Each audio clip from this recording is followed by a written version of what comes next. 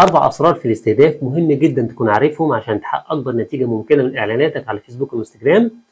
بس قبل ما أقول لك إيه هما ال4 أسرار، لو بتتفرج علينا على اليوتيوب ما تنساش تعمل سبسكرايب وتفعل الجرس عشان يوصلك كل جديد. لو بتتفرج علينا على الفيسبوك ما تنساش تعمل فولو، ويلا بينا نبدأ.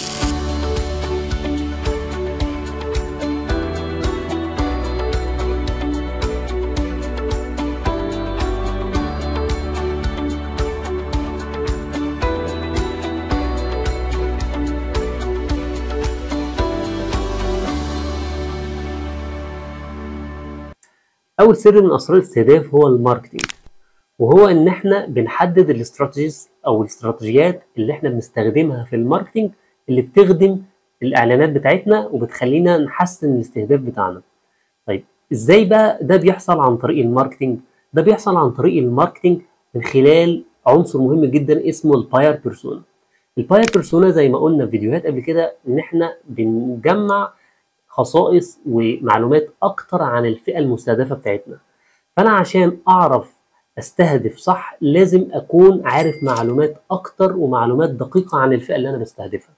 ومن المعلومات المهمة جدا بنحددها في الباير بيرسونا هي طبعا العمر، اعمار الناس اللي انا بستهدفها، اللوكيشن مكانهم فين، وطبعا المشكلة اللي الفئة اللي انا بستهدفها بتعاني منها، عشان كده هم محتاجين المنتج او الخدمة بتاعتي، النتيجه اللي هم عايزين يوصلوا لها، عشان كده هم محتاجين الخدمه او المنتج بتاعي، ايه هي اهتماماتهم، الانترست بتاعهم، عشان نبدا ان انا استخدم الداتا دي ان انا احسن الاستهداف. طيب بعد كده او تاني سر من اسرار الاستهداف هو الكوبي رايتنج، هو كتابه الاعلان. كوبي رايتنج اللي هو كتابه الاعلان. طب ازاي ده بيحسن الاستهداف؟ ده بيحسن الاستهداف عن طريق ان انا ببدا الكوبي بتاعي عن طريق مشكله او نتيجه. المشكله اللي العميل بتاعي بيعاني منها او النتيجه اللي العميل بتاعي عايز يوصل لها.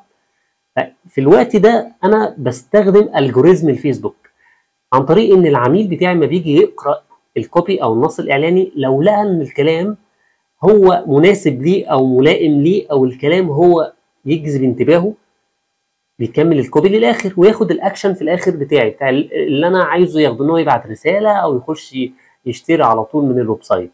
في الوقت ده الجوريزم الفيسبوك بتفهم ان هو ده الفئه المستهدفه بتاعتي، فبالتالي اللي بيحصل ان هي بتودي الاعلان لناس شبيهه للشخص اللي هو قرأ الاعلان وخد الاكشن بتاعي اللي انا عايزه ياخده في اخر الاعلان.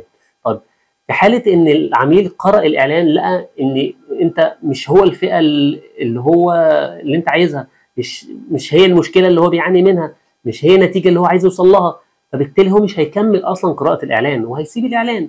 في الوقت ده الجوريزم الفيسبوك بتفهم ان مش هو ده العميل المناسب، او مش هو ده العميل او الفئه الصحيحه اللي انت عايز تستهدفها، فما توديش الاعلان لناس شبيهه بالشخص اللي هو ما تفاعلش مع الاعلان. فبالطريقه دي بنضمن 100% ان الاعلان كل يوم بيتحسن ويوصل للفئه المستهدفه عن طريق الكوبي رايتنج باستخدام الجوريزم الفيسبوك. ثالث سر من اسرار الاستهداف هو الكرييتيف. الكرييتيف ان انا هنا ببدا ان انا استخدم المشكله اللي العميل بيعاني منها او النتيجه اللي هو عايز يوصل لها، بعمل بيها ديزاين او فيديو. يعني بوصف حاله العميل في المشكله او حالته في النتيجه اللي هو عايز يوصل لها في الديزاين او الفيديو. طب ده ليه؟ ده يحصل عشان لما العميل يجي يعمل سكرولينج ويشوف الصوره او الفيديو بتاع الاعلان يوقفوا ان هو يشوف يلاقي ان المشكله اللي انت عاملها في الديزاين دي هي المشكله اللي بيعاني منها او هي النتيجه اللي هو عايز يوصل لها، فبالتالي الاعلان بيوقفه ويبدا يخش يقرا الاعلان. هنا الجوريزم فيسبوك بتشوف مين العميل اللي الديزاين او الفيديو وقفه. في الوقت ده برضه بتعرف ان هو ده الفئه المستهدفه، هي دي الفئه المهتمه بالاعلان بتاعك، بالحاجه اللي انت عامل فيها اعلان. فبتعمل ايه؟ تودي الاعلان لناس شبيهه بالشخص اللي هو ديزاين او الفيديو وقفه. طيب الشخص بقى اللي الديزاين او الفيديو ما وقفوش، جه قدامه كده بعد كده عمل سكرولنج كده ما وقفوش، برضه الجوريزم الفيسبوك بتفهم ان مش ده الشخص اللي يناسبه الاعلان او مش ده الشخص الفئه اللي انت بتستهدفه، فبالتالي ما توديش الاعلان لناس شبيهه بالشخص اللي هو ما تفاعلش مع الديزاين او الفيديو. برضو الحته دي او الجزء ده بيعمل ايه؟ بيحسن الاستهداف، بيخلي الاعلان يوصل للفئه اللي انا عايزها بالظبط. فده ثالث سر. رابع سر بقى هو الميديا باينج بقى. الميديا باينج ان انا هنا ببدا استخدم استراتيجيز كتير جدا.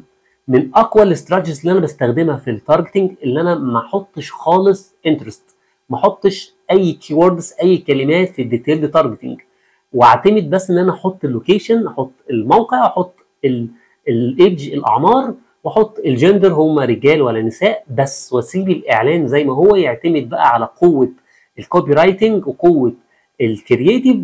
هنا الاعلان هيحقق نتائج كبيره جدا، وبتدي فرصه لالجوريزم الفيسبوك ان هي تجيب لك العميل بالظبط اللي بيتفاعل مع الاعلان وبياخد الاكشن المطلوب.